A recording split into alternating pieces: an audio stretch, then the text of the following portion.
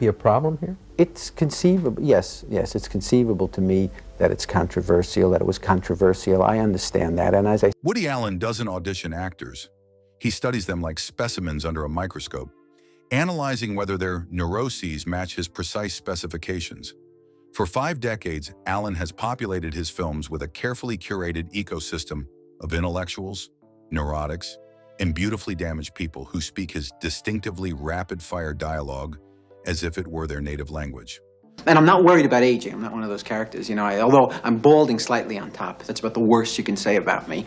I think I'm going to get better. But some performers never made it past his laboratory door. Allen operates by standards that have nothing to do with conventional star power or box office appeal. He casts actors based on psychological compatibility, seeking performers who can inhabit his uniquely anxious universe without disrupting its delicate balance.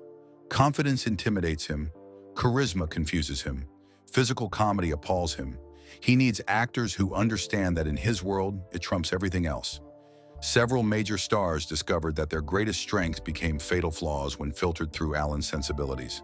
They arrived expecting to collaborate with the cerebral genius behind Annie Hall in Manhattan, only to find a director who had already decided they were fundamentally wrong for his aesthetic universe. Allen didn't reject them maliciously.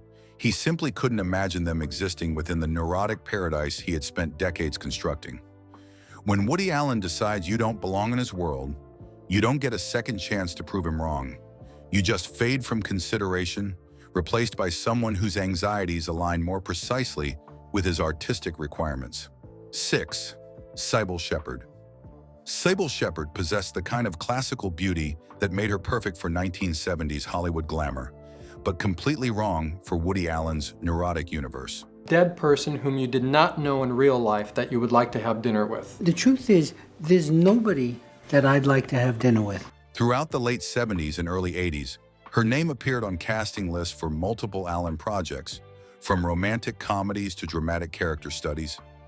Each time, Allen passed her over for actresses who looked more like they belonged in therapy than on magazine covers. The fundamental problem wasn't talent. Shepherd had proven her dramatic range in The Last Picture Show and demonstrated comedic timing in various television appearances.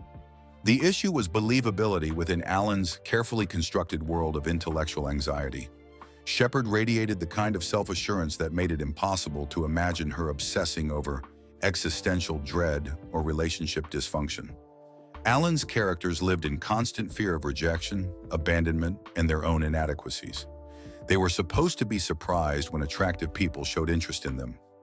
Shepherd's presence would have undermined that dynamic entirely, making audiences wonder why any character would feel insecure around her, rather than the reverse. The casting philosophy became clear when Allen repeatedly chose actresses like Diane Keaton, Mia Farrow, and later Scarlett Johansson, performers who could project intelligence and vulnerability simultaneously. Shepherd's screen presence suggested someone who had solved life's basic problems, making her incompatible with characters who were perpetually discovering new reasons for anxiety.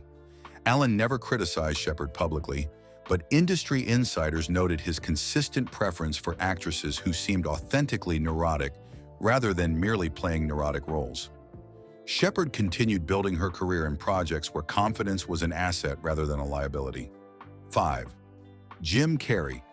Jim Carrey represented everything Woody Allen found distasteful about modern comedy: physical expression over verbal precision, manic energy over intellectual contemplation, and the belief that louder automatically meant funnier. During Carrey's meteoric rise in the early 1990s, studio executives repeatedly suggested him for Allen projects, viewing his box office power as the perfect complement to Allen's critical acclaim. Allen viewed him as the antithesis of sophisticated entertainment. 2 or 2.5 hours, however long the film is, you're there with them. You're sitting in those dives when they're playing cards. The philosophical divide ran deeper than mere stylistic preferences. Carrey built his career on facial contortions, vocal gymnastics, and physical transformation that drew attention to the performance itself. Allen required actors who could disappear into dialogue, delivering his meticulously crafted lines as if they were spontaneous thoughts rather than scripted material. Carrey's instinct to embellish every moment with additional layers of comedy would have destroyed the naturalistic rhythm Allen spent decades perfecting. More problematically, Carrey's approach to character development relied heavily on improvisation and spontaneous discovery during filming. He thrived on unexpected moments and creative tangents that emerged organically from scene work. Allen operated from detailed scripts that functioned like musical compositions, where every pause and inflection served specific purposes that couldn't be altered without destroying the entire structure.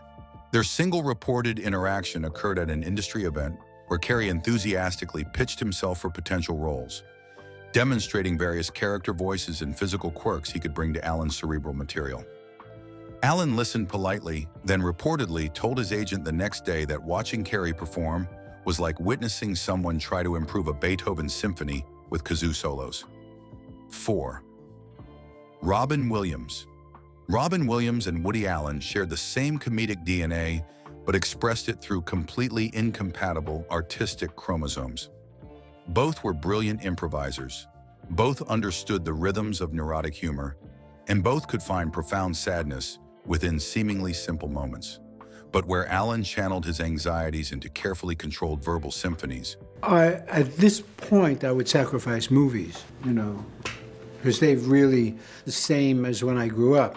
Williams exploded them across every available surface, like comedic shrapnel. Williams approached performance like a jazz musician, building elaborate improvisational riffs that could transform any scene into an unexpected journey.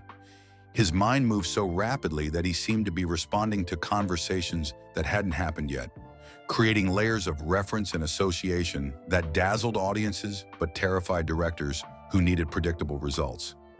Allen required actors who could hit precise emotional targets repeatedly across multiple takes. The incompatibility became obvious during informal discussions about potential collaboration in the mid-1980s. Williams expressed genuine admiration for Allen's work and eagerness to explore more subtle comedic territory, but he couldn't suppress his instinct to enhance every moment with additional comedic possibilities. When Allen explained his approach to dialogue delivery, Williams immediately began demonstrating alternative interpretations, each funnier than the last, but none serving Allen's specific requirements. Allen realized that Williams treated silence like an emergency, requiring immediate comedic intervention.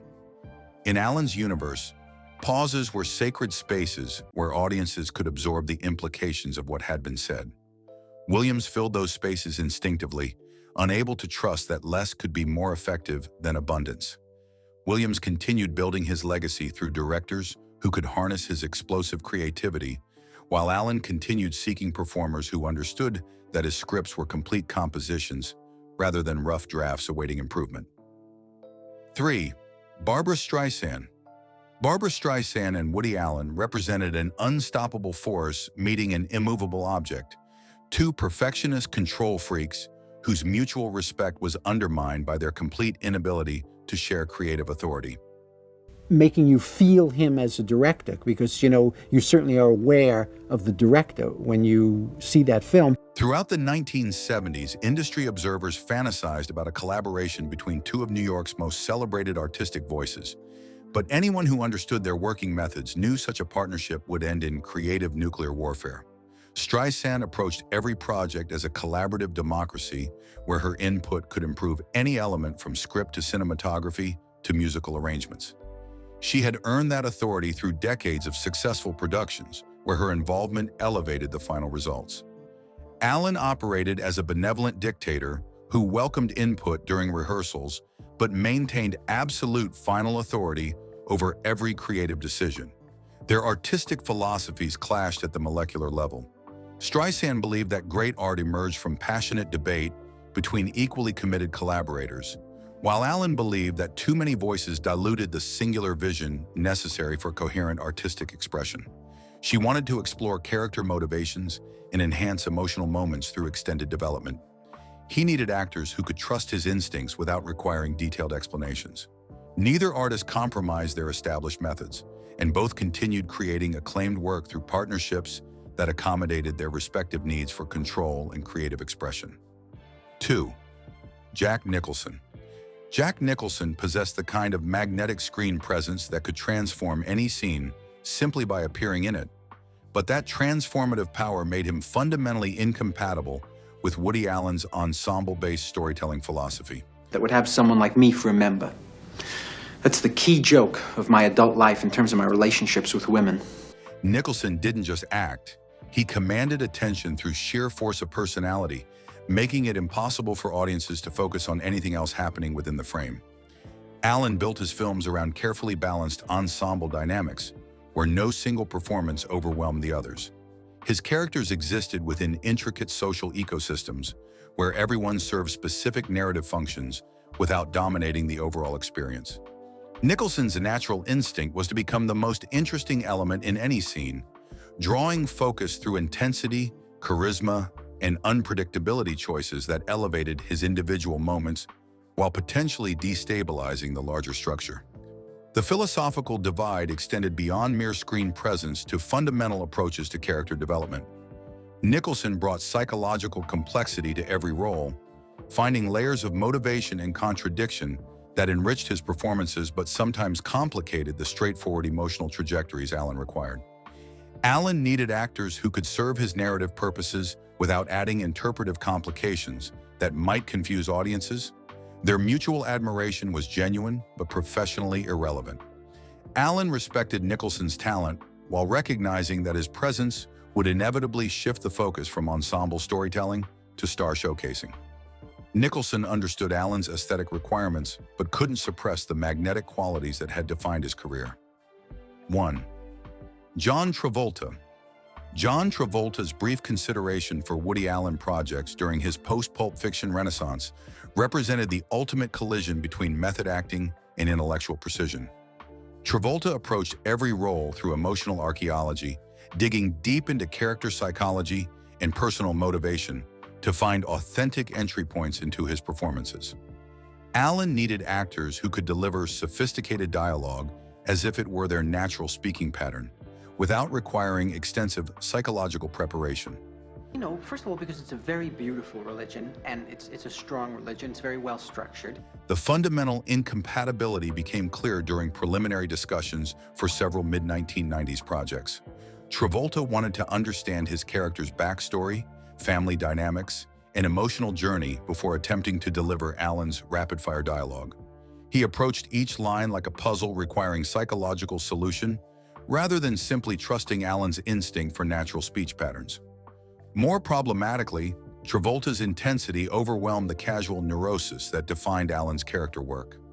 Where Allen needed performers who could treat existential anxiety as everyday conversation, Travolta brought dramatic weight that made simple moments feel artificially important.